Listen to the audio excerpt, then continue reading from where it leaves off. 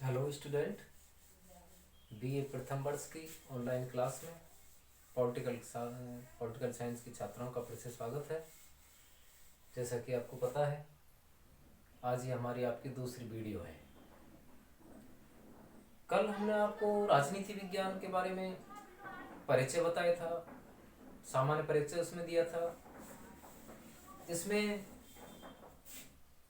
कुछ कमेंट्स ये आए थे कि सर आपने सिलेबस नहीं डाला है। तो आज हम आपको उसी सिलेबस के बारे में बताएंगे जो आपको साल भर पूरे वर्ष भर पढ़ना है। 3 यूनिटों में आपका सिलेबस बटा हुआ है। पूरा पेपर आपका 100 अंक का है। कितने अंक का? 100 अंक का है। 3 यूनिटों में ये विभाजित है। पहली यूनिट की हम बात कर रहे हैं विद्यार्थियों, इसमें दृष्टिकोण है। दूसरी यूनिट में भी हम देखेंगे कि इसमें विभिन्न सिद्धांत हैं, और तीसरी यूनिट में हम देखेंगे कि इसमें विचारधाराएं हैं। तो इनको थोड़ा एक बार जानना है कि ये यूनिट क्या है। हम बात कर रहे हैं यूनिट 1 की। इसमें राजनीति विज्ञान के परंपरागत आधुनिक दृष्टिकोण है। हम बात कर रहे हैं कि राजनीति विज्ञान का दूसरा जो चैप्टर है वो व्यवहारवाद, फिर व्यवहारवाद के बाद उत्तर व्यवहारवाद, अगला है अंत्य शास्त्रीय उपागम है, फिर है आपका राजनीति विज्ञान का अन्य समाज विज्ञानों से संबंध है, फिर राजनीति विज्ञान की शक्ति है, सत्ता है, वैधता है, इनका दृष्टिकोण है, अवधारणा है। इसके बाद यूनिट बी को हम देखते हैं, तो इसमें आपके चैप्टर है राजनीतिक व्यवस्था है, राजनीतिक आधुनिकरण है, राजनीतिक विकास है, लोकतंत्र है, अधिनायक तंत्र है जिसको हम तानाशाही कहते हैं। इसके अलावा राजनीतिक दल है, दबाव समूह है, इसके अलावा प्रतिनिधित्व के विभिन्न सिद्धांत हैं, इसके अलावा विधि का शासन है, संविधानवाद की अवधारणा है।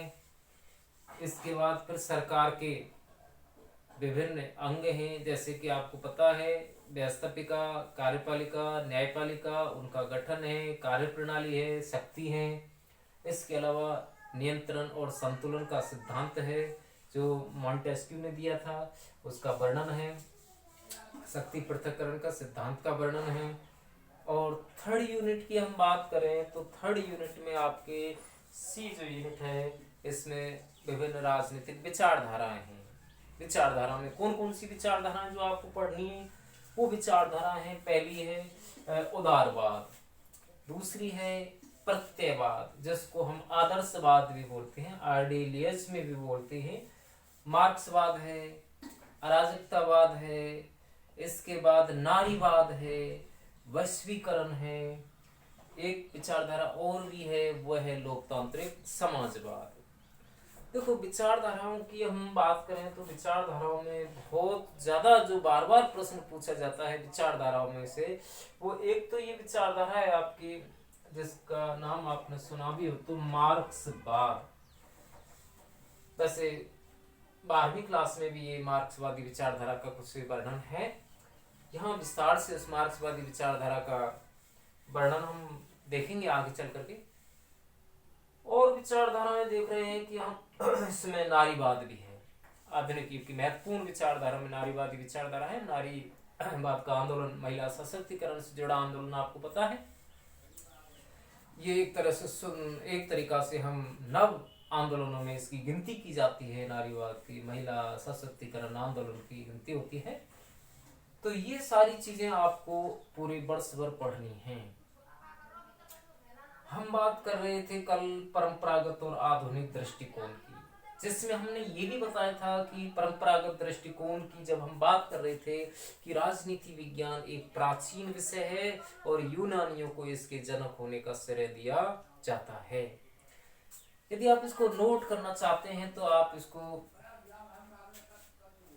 पोज करके नोट कर सकते हैं। पूरा सिलेबस यहाँ आपका लिखा हुआ है, इसको नोट किया जा सकता है। आप इसको नोट कर सकते हैं अपनी नोटबुक के अंदर।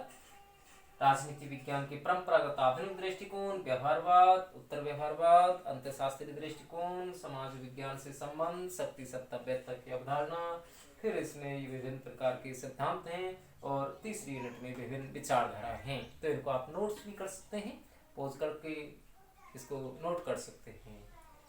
तो हाँ विद्यार्थियों, हम फिर से कल की बात करें कि राजनीति विज्ञान के दो दृष्टिकोण हैं। यूनानी जो इसके दार्शनिक रहे हैं, प्लेटो है, अरस्तु है, और कल हमने बताया था कि राजनीति विज्ञान का जनक कौन है। तो आपको याद होगा कि अरस्तु अरस्तु जो यूनान का दार्शनिक रहा, व्यवहारवादी रहा है, तथ्यों पर बल देता है और क्रमबद्ध अध्ययन की भी बात करता है। तो उन यूनानियों को इसके जनक होने का श्रेय दिया जा रहा है। अरस्तु इसका जनक मानते हैं अरस्तु को। अब इसी कड़ी में हम बात कर लेते हैं कि राजनीति विज्ञान के जो दो दृष्टिकोण हैं, परंपरागत दृष्टिकोण और आधुनिक दृष्टिकोण, उन्हीं को विस्तृत रूप में अब यहाँ जानना है, उनकी परिभाषाओं को जानना है, उनके अध्ययन पद्धतियों को जानना है, फिर इसमें दोनों के अंतर को भी जानना है कि दोनों में क्या अंतर देखने को मिलता है। तो ठीक है विद्यार्थियों, अब इसको हम अगली कड़ी में हम पढ़ा रहे हैं। अगला चैप्टर जो अपना शुरू का है वो है आधुनिक और परंपरागत दृष्टिकोण।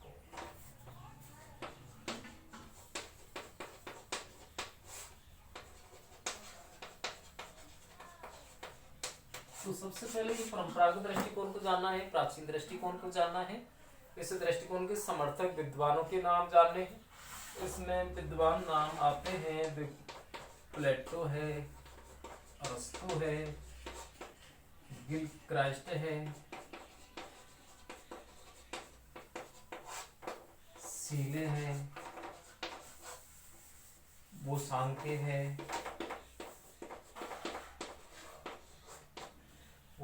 है, ठीक है। और इसके अलावा गार्नर है, सिजविक है,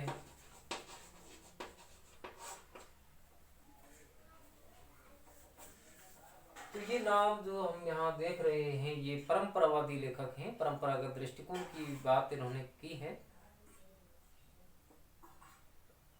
इसमें एक नाम बहुत ज्यादा चर्चा में रहता है और इसकी परिभाषा भी बहुत अच्छी प्रसिद्ध परिभाषा में गिनती होती है। नाम है गार्नर। तो गार्नर के बारे में हम बात कर रहे हैं। इसने परिभाषा दी है राजनीति विज्ञान की। राजनीति विज्ञान का प्रारंभ अंत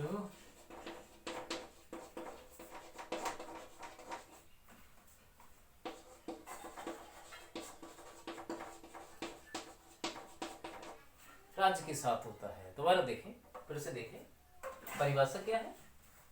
ये इसकी डेफिनेशन है, बहुत अच्छी परिभाषा है राजनीति पर।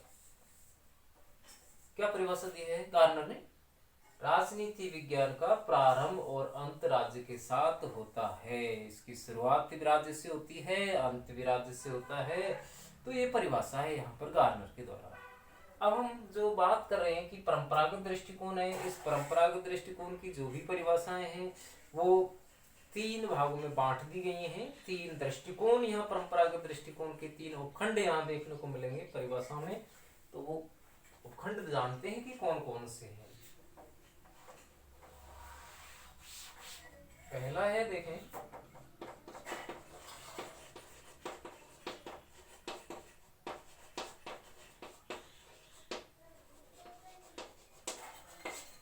दूसरा है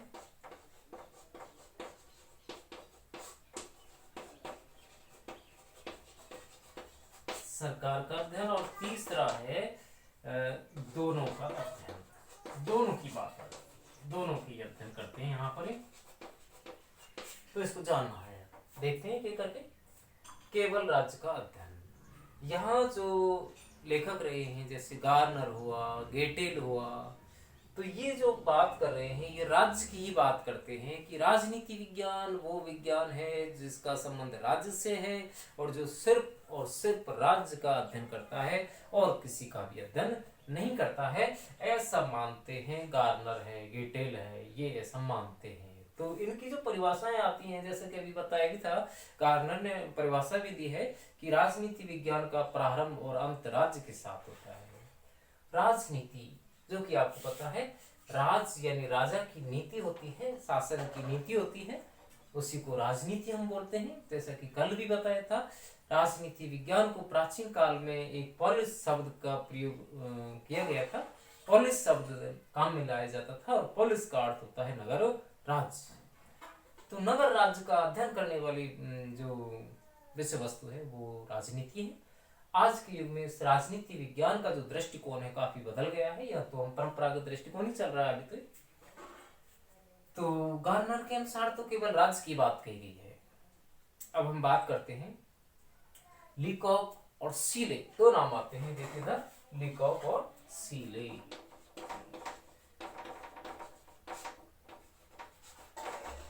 ये दो नाम जो देखने को मिल रहे हैं, ये दो नाम सरकार की बात करते हैं, यानी राजनीति में सरकार को जरूरी मान रहे हैं कि राजनीति विज्ञान वह है जो सरकार का अध्ययन करती है, ऐसा इन विद्वानों ने माना है। देखो लीकॉक ने कहा है, एक परिभाषा दी है कि राजनीति विज्ञान सरकार से संबंधित एक विद्या है। क्या है बच्चों? राजनीति विज्ञान सरकार से संबंधित विद्या है। तो वो क्या बात कर रहा है? सरकार की बात कर रहा है, राज्य की कोई उसने बात ही नहीं की है अपनी परिभाषा में, सरकार से जोड़ दिया है उसको। और सीले ने क्या परिभाषा दी है? सीले ने क्या परिभाषा दी है कि राजनीति विज्ञान शासन संबंधी बातों का ठीक उसी प्रकार से अध्ययन करती है जैसे अर्थशास्त्र धन का, प्राणी शास्त्र जीव जंतुओं का और रेखा गणित स्थान और दूरी का अध्ययन करते हैं, वैसे ही राजनीति विज्ञान सरकार का अध्ययन करती है। तो यहाँ सीले ने क्या कहा है, वो भी बात बताई है कि सरकार से जोड़ दी है, परिभाषा को सरकार से जोड़ दिया है। तो ये बात सीले कह रहा है, ये बात कौन कह रहा है? लीकॉक कह रहा है। अब कुछ परिभाषाएं आती हैं जो दोनों की बात करती हैं। देखो यहाँ नाम आता है गिलक्राइस्ट, ये गिलक्राइस्ट नाम आता है। ये क्या कह रहा है गिलक्राइस्ट कि ये जो दो परिभाषाएं अभी हमने देखी, केवल राज्य से जुड़ी परिभाषा, केवल सरकार से जुड़ी परिभाषा, ये परिभाषाएं अधूरी हैं, अपूर्ण हैं, क्योंकि इनमें राज्य का या सरकार का ही वर्णन है। जबकि ऐसा नहीं होता है कि राजनीति विज्ञान केवल सरकार का अध्ययन करे या राजनीति विज्ञान केवल राज्य का ही अध्ययन करे, ऐसा नहीं होता है। राजनीति विज्ञान तो वो है जो राज्य का भी अध्ययन करे और राज्य के साथ साथ सरकार का भी अध्ययन हमें कराए, ज्ञान हमें कराए, वो है राजनीति विज्ञान। ऐसा मानने वाले व्यक्ति हैं गिलक्राइस्ट। तो गिलक्राइस्ट ने राजनीति विज्ञान को राज्य और सरकार दोनों के अध्ययन का विषय माना है। तो यहाँ ये परिभाषाएं परंपरागत दृष्टिकोण की परिभाषाएं रही। इनमें राज्य सरकार या राज्य सरकार दोनों की चर्चा की जाती है। यहाँ ये परिभाषाएं हैं। अब हम बात कर देते हैं कि मानव का अध्ययन भी जरूरी है,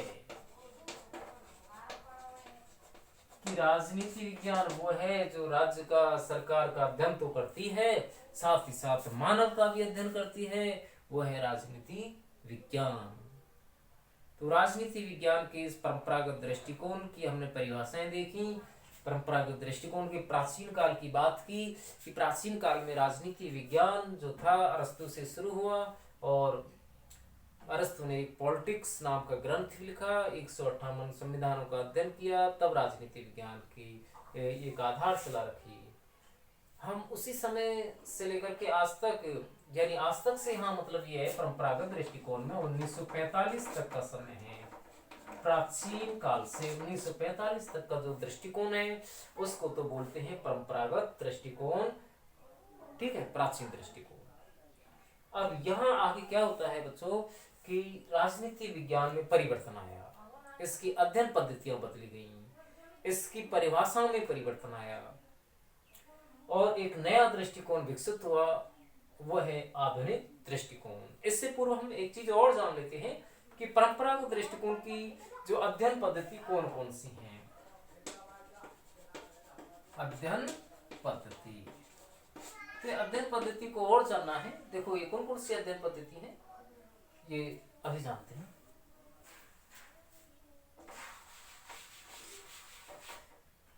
देखें, ऐतिहासिक,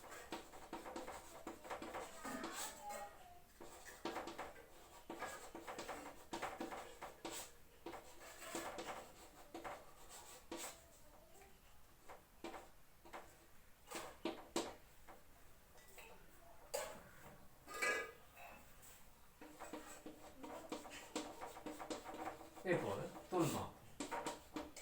चार अध्ययन पद्धति देख रहे हैं यहाँ पर, ऐतिहासिक, दार्शनिक, कानूनी, तुलनात्मक। ये अध्ययन पद्धति है, यानी प्राचीन दृष्टिकोण की वो पद्धति है जिसमें राजनीति विज्ञान का अध्ययन किया जाता है। बात करें हम ऐतिहासिक दृष्टिकोण, नाम से ही लग रहा है कि ये राजनीति विज्ञान के परंपरागत दृष्टिकोण की सबसे पुरानी विधि है, जिसमें इतिहास पर बल दिया गया है, इतिहास को आधार माना गया है, जड़ माना गया है। ऐतिहासिक दृष्टिकोण इसमें प्रमुख रहा है। तो ये है ऐतिहासिक दृष्टिकोण। इसके समर्थक ये मानते हैं कि राजनीति विज्ञान की जड़ किसमें है? इतिहास में है। इतिहास का अध्ययन होगा तो राजनीति विज्ञान का अध्ययन अपने आप हो जाएगा, ऐसा इस दृष्टिकोण का मानना है। हम बात करें दूसरी अध्ययन पद्धति की, वो है दार्शनिक अध्ययन पद्धति। दार्शनिक अध्ययन पद्धति से मतलब होता है एक ऐसी अध्ययन पद्धति जिसकी हम कल्पना करें, आदर्शों पर आधारित है, निगमनात्मक दृष्टिकोण है उसका। और इस पद्धति के जो समर्थकों में मुख्य नाम आता है वो है प्लेटो। प्लेटो इस आदर्शवादी पद्धति का समर्थक है। इसका जो देखो ग्रंथ है रिपब्लिक में इस आदर्शवाद का पूरा वर्णन मिलता है। इसमें बताया गया है कि एक ऐसी पद्धति जिसकी हम कल्पना करें, मन मस्तिष्क में व्यक्ति इसमें क्या कर लेता है, कोई कल्पना कर लेता है, फिर उस कल्पना को साकार रूप देने का प्रयास किया जाता है। ऐसी पद्धति को बोलते हैं दार्शनिक पद्धति, निगमनात्मक पद्धति। आगे अगली पद्धति का नाम है वो है कानूनी पद्धति। नियमों पर, कानून पर, विधि पर आधारित पद्धति होती है, जिसमें नियमों पर बल दिया गया है, वो पद्धति है कानूनी पद्धति। एक पद्धति और है वो है तुलनात्मक पद्धति। कंपेरेटिव, तुलना होनी चाहिए दो व्यवस्थाओं के बीच, दो शासनों के बीच, दो दृष्टिकोणों के बीच। जब हम कंपेयर करते हैं, अच्छे और बुरे का आकलन करते हैं, तो वो है तुलना। तो एक तुलनात्मक पद्धति भी है। तो परंपरागत दृष्टिकोण की हमने अध्ययन पद्धतियों को देखा, या हमने परंपरागत दृष्टिकोण की राजनीति विज्ञान की परिभाषाओं को देखा। तो ये राजनीति विज्ञान का एक दृष्टिकोण यहाँ पूरा हो जाता है कि राजनीति विज्ञान का परंपरागत दृष्टिकोण क्या है। अब इस पहले अध्याय में एक दूसरी चीज और है, वो है आधुनिक दृष्टिकोण। और आधुनिक दृष्टिकोण की फिर अध्ययन पद्धति पढ़ेंगे, परिभाषाएं भी देखेंगे, और फिर एक चीज और बच जाती है, वो है इन दोनों दृष्टिकोणों का अंतर, कि परंपरागत दृष्टिकोण में क्या है और आधुनिक दृष्टिकोण में क्या है। वैसे अंतर में कुछ नहीं है, अंतर में यह है कि परंपरागत दृष्टिकोण के समर्थक कौन है, आधुनिक दृष्टिकोण के समर्थक कौन है, कब से कब तक तो परंपरागत दृष्टिकोण रहा है, कब से कब तक आधुनिक दृष्टिकोण रहा है, परंपरागत दृष्टिकोण की विषय वस्तु क्या है, आधुनिक दृष्टिकोण की विषय वस्तु क्या है। इन सब चीजों को देखेंगे तो हमें दोनों में अंतर भी मालूम हो जाएगा। तो यहाँ हमने दो दृष्टिकोण बताए, अगली वीडियो में हम आधुनिक दृष्टिकोण को लेंगे।